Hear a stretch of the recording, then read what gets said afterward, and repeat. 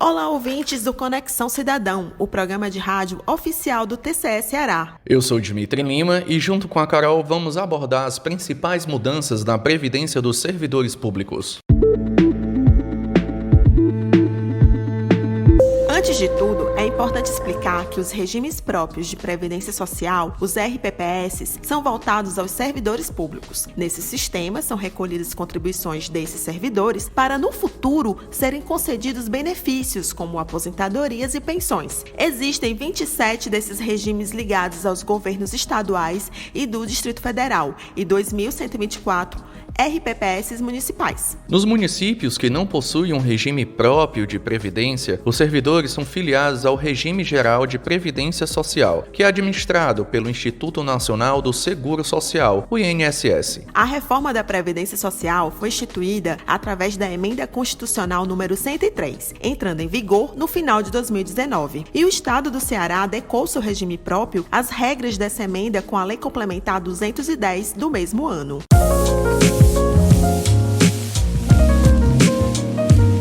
Trouxemos ao programa a consultora técnica do TCE Ceará, Meire Mesquita, que irá apontar as principais mudanças ocorridas por meio desta última reforma da Previdência. Bom, foram muitas alterações e alterações bem significativas.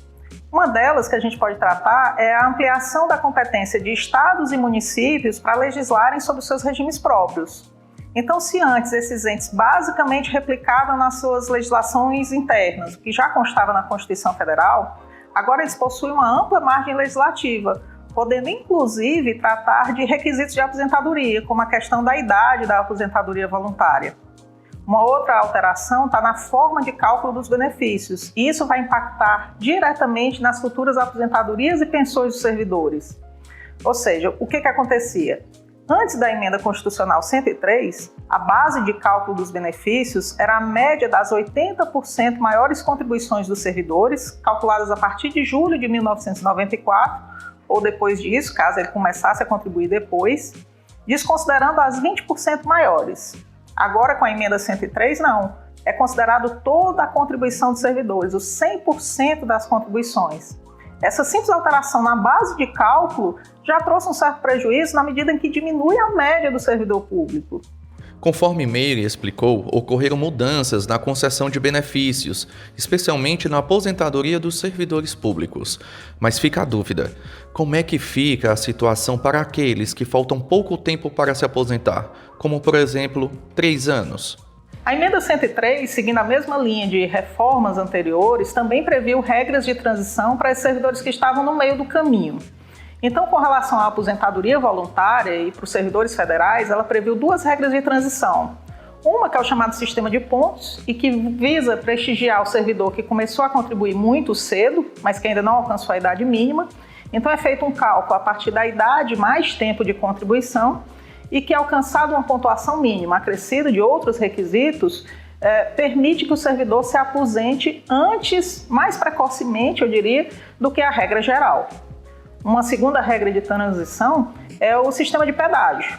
O pedágio o servidor verifica quanto tempo faltava para o servidor adimplir, quanto tempo de contribuição faltava para ele adimplir os requisitos anteriores e multiplica-se por 2. Então, por exemplo, um servidor, como no exemplo que você disse, que faltariam 3 anos para se aposentar, ele vai ter que cumprir esses mesmos 3 anos e mais 3 anos. A vantagem dessas regras de aposentadoria está direcionada ao servidor público que entrou antes de 31 de dezembro de 2003. A esses servidores que implementem uma dessas regras de aposentadoria, eles terão direito à integralidade e à paridade. Quanto aos servidores estaduais e municipais, a gente vai ter que analisar as legislações específicas desses entes, porque, como a gente falou, isso está na margem também da regulamentação deles. E o que a gente tem visto na prática é que muitas legislações que estão emergindo também dispõem sobre regras de transição e verificar se o servidor adimple algum deles. O importante dizer é, ao servidor público que esteja pleiteando, esteja na iminência da aposentadoria, que ele verifique a sua realidade, que ele analise todas as possíveis aposentadorias, possíveis fundamentos, porque cada uma delas tem ônus e bônus. Tem benefícios que ele vai ter, seja na forma de cálculo, seja na forma de reajuste, mas também tem requisitos específicos. E Meire, haveria mais algum ponto relevante que essa reforma trouxe? Mais uma alteração que a gente pode considerar também é a questão da obrigatoriedade da instituição de um regime de previdência complementar por todos os entes públicos que possuam um regime próprio de previdência social. Então, toda União, Estado, Distrito Federal e municípios que tenham um regime próprio para os seus servidores, a partir da Emenda Constitucional 103, deverão necessariamente instituir um regime de previdência complementar. Inclusive, a emenda previu um prazo para isso. Esse regime de previdência complementar que Meire está se referindo está vinculado ao regime próprio de previdência social. De forma bastante objetiva, esse regime complementar tem o intuito de gerar um benefício adicional à aposentadoria do servidor vinculado a um regime próprio. Esse plano complementar segue as regras de capitalização. O benefício adicional é pago com base nas reservas acumuladas individualmente pelo servidor ao longo dos anos e será obrigatório para aqueles que recebem acima do teto do INSS e que ingressaram no serviço público após a Emenda Constitucional 103. Atualmente, o teto do INSS é de R$ 7.087,22. Portanto, o máximo que um servidor público municipal poderá receber de aposentadoria é esse valor. Caso tenha interesse em receber acima desse teto, ele terá que aderir ao plano de previdência complementar. Os estados e municípios brasileiros tiveram até o dia 31 de março deste ano para criar esses planos de previdência complementar. Já a data limite para a implementação desses sistemas de previdência complementar é 30 de junho. E aos entes que não tenham feito essa instituição, são previstas sanções de diversas ordens, como possível vedação ao recebimento de transferências voluntárias da União, suspensão de empréstimos de instituições financeiras federais.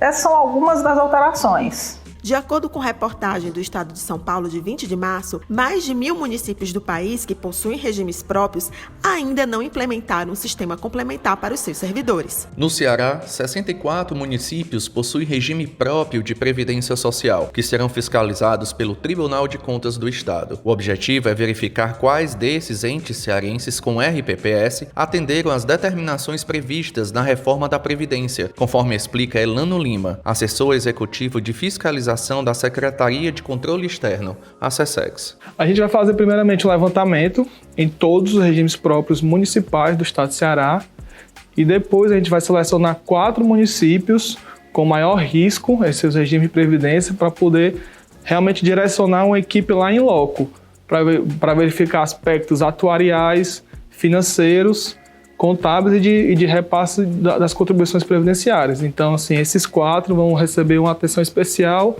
em razão de que apresentaram maior risco aqui pela nossa matriz. Como resultado dessas fiscalizações, a gente espera o quê?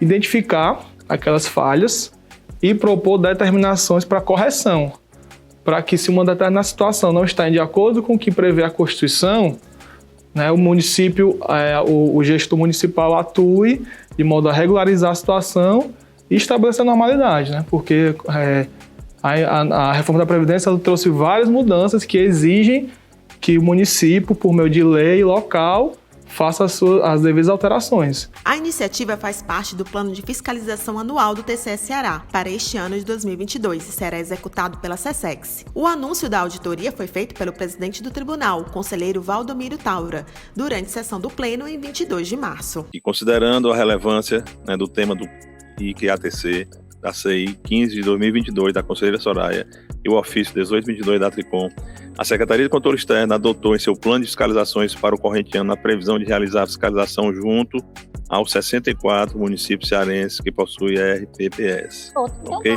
A fim de verificar quais destes entes atenderam às determinações previstas na reforma previdenciária operada pela Emenda Constitucional 103/2019. Dentre as medidas obrigatórias previstas é a de ressaltar a necessidade de instituição do regime de previdência complementar, de majoração da alíquota mínima para 14% ou progressiva sobre o salário de contribuição dos servidores públicos e de extinção de pagamentos de benefícios temporários do recurso previdenciário.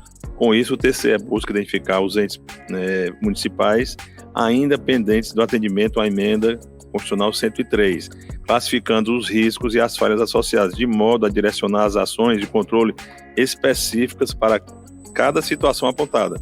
Complementarmente, serão escolhidos tá? 4 municípios com maior risco de avaliação atuarial, estrutural, financeira, orçamentária e patrimonial. Importante explicar que as medidas do TCE Ceará estão em consonância com a Associação dos Membros dos Tribunais de Contas do Brasil, a ATRICOM, que emitiu comunicado alertando os municípios sobre as determinações previstas na reforma da Previdência. Por meio do ofício número 18/2022, a ATRICOM explica que é uma atribuição dos tribunais de contas a fiscalização dos regimes próprios de previdência e recomenda que sejam promovidas iniciativas com os agentes públicos que atuam no processo, ou seja, prefeitos, vereadores, servidores e dirigentes de RPPS. Em nome do Conexão Cidadão, gostaria de agradecer a presença do Elano Lima e da Meire Mesquita. Para quem não sabe, Meire é instrutora do curso A Previdência do Servidor Público após a Emenda Constitucional 103 de 2019, Alterações e Perspectivas. Este curso está sendo ofertado pelo Instituto Plácido Castelo, que é a nossa escola de contas aqui do Tribunal. Ficamos agora com Ellen Vasconcelos, com notícias do Tribunal de Contas direto da redação. Olá, ouvintes do Conexão Cidadão. TCE Ceará, na última semana, marcou presença no 11º Congresso Nacional de Secretários de Estado da Administração, o CONSAG, realizado em Brasília. O artigo apresentado no evento, Linguagem Simples e Direito Visual, a experiência dos tribunais de contas do Ceará e de Santa Catarina na aplicação do método para simplificar documentos do Laboratório de Inovação e Dados do Governo do Ceará, foi produzido a partir da experiência promovida pelo TCE Ceará por meio do Instituto Plácido Castelo e do Laboratório de Inovação em Controle. O trabalho foi apresentado pelo secretário executivo do IPC e coordenador do LIC, Paulo Alcântara, autor do artigo em parceria com Josiane Aparecida Correia e Magna Aldrey Pamplona, servidoras do TCE Santa Catarina. A experiência relata a atividade de simplificação de um documento escolhido do setor da ouvidoria da Corte Cearense, utilizando técnicas de direito visual e linguagem simples. O CONSAD aconteceu entre os dias 22 e 24 de março. O Congresso é um evento de destaque na área da administração pública brasileira, além de ser um importante fórum de aquisição e troca de conhecimento e divulgação de projetos. Durante os 3 dias de evento foram realizadas palestras, mesas redondas e diversas outras atividades. Por hoje é só, Dimitri e Carol. Até a próxima semana. Ficamos por aqui, pessoal. Espero que tenham gostado do programa de hoje. Esta semana, Carol, tivemos uma chuva de e-mails pedindo para falar sobre esse assunto.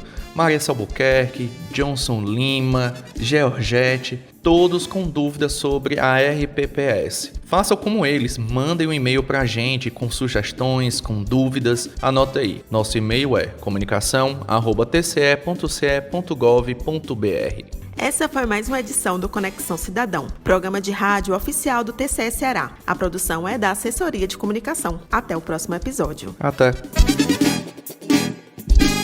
O programa Conexão Cidadão é realizado pelo Tribunal de Contas do Estado do Ceará com o apoio da Assembleia Legislativa do Ceará.